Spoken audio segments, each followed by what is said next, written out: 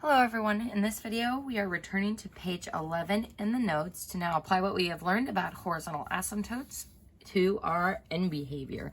So folks, as we're looking at this first problem, we see that, comparing the degrees of the top and the bottom of our fraction, that this is a bottom-heavy equation. So bottom-heavy equations have a horizontal asymptote at y equals 0.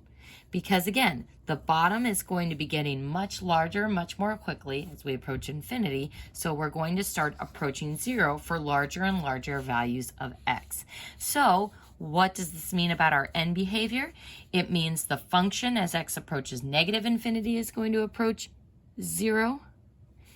And as we approach positive infinity, it's going to approach 0 as well. So folks, we're going to go ahead and draw in that horizontal asymptote since we are positive about its location. And we can see that that's where this graph will be leveling off.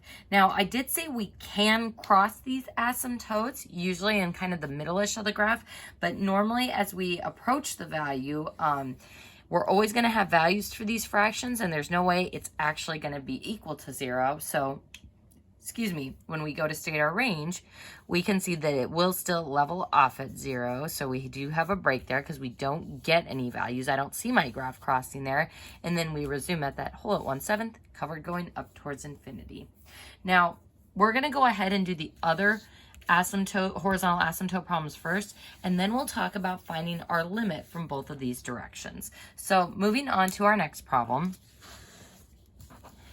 I look at my degrees, and we see that I have a degree of 1 on the top and a degree of 1 on the bottom. So these have same degree, so our horizontal asymptote is at the ratio of the leading coefficients. So y equals 1/2. And this is extraordinarily helpful because remember, folks, when we were looking at this graph over here, it's like, oh, it's not leveling off at 1. It's not leveling off at 0, so it has to be something in between. Now, maybe we would have been able to guess 1/2, but what about something like it's leveling off at 0.257 or 3/5? So this gives us an exact way of finding that horizontal asymptote. So what does this tell me about my end behavior? As x approaches negative infinity, my function will be approaching 1/2. And as x approaches positive infinity, my function is going to approach 1/2 as well. This also can now help us finish our range. We start at negative infinity and we level off at 1/2 union.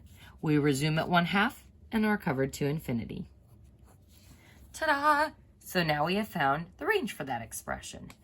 Now, moving on to this last one, if I look at my degrees, we see that we have x squared on the top and just x on the bottom. So this would be a top-heavy equation because the top is going to get larger much more quickly. So that means we're going to have a slant asymptote. And folks, I just want you to put a note that we would find this using long division, but with that 0.5 there dividing by a decimal divisor, it does get kind of disgusting. So we're going to go ahead and skip finding the asymptote on this one. Just note that you would find it using long division, but we still have to figure out our range for this one. And we can still kind of determine our end behavior by looking at the rough location of this slant asymptote. Folks, what can I tell about this slant asymptote just from looking at it? We can tell that it has a positive slope. So folks, as my graph approaches negative infinity, where does it look like my graph is heading? Well, it's going to keep going down, down, down, down, down, down, down, towards negative infinity. So it's just going to keep following that slant asymptote down towards negative infinity. And then as we approach positive infinity,